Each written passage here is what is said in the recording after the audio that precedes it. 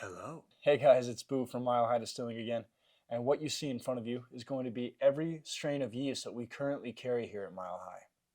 Now I want to do a quick video on this, and maybe you're in a position where you're looking for a new type of yeast to use and you aren't really sure, or maybe you're just looking to experiment and play around with different types of yeast and aren't sure. So we can go through each one of these. I'm going to kind of explain what they're for. Some are specialty yeast designed for certain spirits. Some are just kind of heavy hitter all-stars that do just about any type of spirit. And some are a little bit situational. We'll go through them all, we'll talk, and hopefully we'll help dial in what kind of yeast you need to get your best product you can. Now what I think we'll start with is right over here in front. This is going to be actually a champagne yeast. Now in champagne, there's more variables to play. That flavor from that yeast is going to come over more. In our distilling hobby, the way I see it, some people are dead set against turbo yeast, won't use it. And although it's true, and I can see how turbo yeast would add more of a bite, in terms of flavor, yeast is, in my experience, pretty indifferent. Whatever yeast you use, the chances of that carrying over at such a high alcohol content, you just really don't notice it. So even though these are two different packets, and in wine and champagne, these would matter which one you use, in our craft, not so much. They're both going to be best at around 100 degrees Fahrenheit, so they run a little hot, and their primary base to use them with is fruit. We use them for brandies and schnapps. Each packet will treat about 5 gallons of fermentation, and you're coming out around 18% ABV. A lot of these wine yeasts go pretty high. These will need a nutrient with them, so diammonium phosphate is a classic. You can even look at tomato paste or really anything nitrogen rich. Just go online, type in yeast nutrient, and you're going to find dozens. Now since we're on the kick of fruit, let's also talk about the Stamax LS. So this is a 1-pound brick. The Stamax line is phenomenal. It is top shelf yeast in my opinion. Everything they do is great. Lullament here, they do enzymes that are just great, very effective. They do yeast and yeast nutrient, a bunch of different things, all specifically bred, with the highest regard in mind. So you're going to be able to achieve a really nice fruit-based fermentation using this yeast, and a little bit goes a long way with this. Each of these 1-pound bricks can do right around 300 to 400 gallons of fermentation, and it's going to last you a few years. So if you're into some heavy-duty fermentation, they do run a little bit more out the gate, but again, they last so long, I consider it an investment. These are also going to be best at around 95 to 105 degrees Fahrenheit, and you're right around 18%, I want to say, out of something like this. Honestly, these are 99 cents a piece, or roughly around there, $1 or $2, and 5 gallons. So if you're like a 20-gallon batch size, consider just spending $4 or $5 and getting these. But again, large batch fermentation, or maybe you just want a lot to store and keep. These are like, I think 40 or $45, but 300 gallons. Now let's go ahead and take a look at another specialty yeast. This is Still Spirits Vodka yeast. Each one of these has been bred. They're a yeast strain that's been bred to work with their specific spirit that they're matching with. This is supposed to produce a really clean and well-rounded vodka. It's bred to have a really low congener profile, which is what you want in a vodka, nice and neutral. You're going to be looking about 18% for alcohol tolerance. This does work best in about 70 to 90 degrees Fahrenheit environments. I like to keep mine around 80. They're real small, so people do get confused, but this has everything you need already in the packet. All those nutrients, everything. So nothing else is needed, just this packet. These treat about 6.5 gallons at a time. What I love about this line too is I also sell them in bulk packaging. So we sell this kilogram bag in a whiskey, rum, and vodka distiller's yeast, and these will treat about 100 gallons of fermentation at a time. Now this gin yeast from Still Spirits is going to be very, very similar to the vodka. With gins, you want that neutral base as much as possible so that when you add in your botanicals, it's taking as much flavor from those as it can. So pretty much everything stays the same. 18% ABV is around this guy's tolerance. 70 to 90 degrees Fahrenheit is where you want to keep things at, and each batch does 6.5. These, unfortunately, I don't sell in kilogram bags. Hopefully someday I will. I don't think the supplier, Still Spirits, actually makes them in that big of a container yet. And moreover, on the neutral spirit vodka gin type path is going to be the Stamax HT. I don't really know what HT stands for. Most of these others I do, and I'll be sure to let you guys know what they do stand for. However, this is for neutral spirit vodka gins, anything you're trying to make neutral. So one of these bricks will do around 1,000 US gallons. You get a lot out of this. You're looking at 95 to 100 degrees Fahrenheit for optimal temperature range. These are going to run you about 45 bucks, but again, 1,000 gallons. I mean, and it'll last a few years. I do highly recommend this for vodkas, anything like that. Lalaman just knows what they're doing. I mean, they just really do. I don't know how else to say it. Let's take a trip to the other side of this table and kind of go into some whiskeys, grain-based spirits, okay? So again, this is another specialty yeast by Still Spirits designed for whiskey. Now what's going on with this blend to diversify it away from the vodka and gin? They keep it kind of vague. What this is said to do is just create the most optimum congener profile it can for your whiskey. I don't really know what that means. They used to have old packaging that mentioned a little more.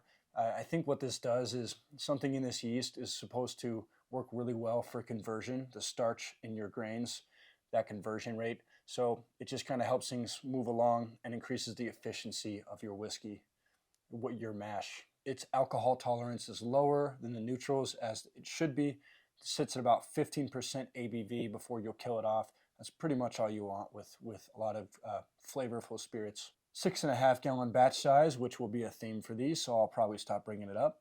And then you're looking around 70 to 95 degrees Fahrenheit. This is a little higher. It can go a little higher. I'd still try to keep it around 80 degrees. That's kind of the sweet spot. As far as the Stamax line goes, we're going to have two options for a nice whiskey distiller. We're going to have our GW, which is going to stand for grain whiskey. We're going to have our MW, which stands for malt whiskey. Now these are somewhat comparable. What I would say is if you're doing anything with corn, it doesn't have to be 100% corn, but if there's corn in there at all, I'd recommend the GW. Malts, like a full 100% rye malt batch, or maybe just a mix of like 2 or 3 different types of malts, you might be better off with this. These are going to be pretty comparable on the back end of things. These do want to be treated a little bit cooler than the rest of this Stamax line. Closer to about 95 degrees Fahrenheit is where you want to keep things. I'd even consider 90. And they don't do as much as some of the other Stamax lines will. This will do about 250 gallons of fermentation. Still okay, but you're going to need a lot to get to that 1,000 gallon mark if that's what you're looking for. These die at around 15% ABV as well. We have 2 different options for rum. This is the same packet you've seen 4 times now, and it's all treated the same. Very similar to the whiskey. They keep things pretty vague on the back on exactly what's in here and what it's doing. It's just saying it's producing an optimal flavor profile basically for your rum. Whether it's actually doing anything nutritious for the rum, I don't know. I have used this effectively with rum.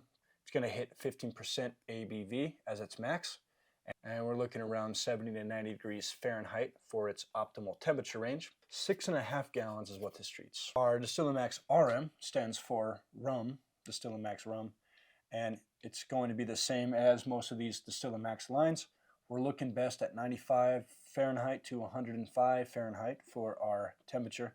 This one does have sort of a broad ratio in terms of what it actually yields. It says 1 to 4 pounds per 1,000 US gallons.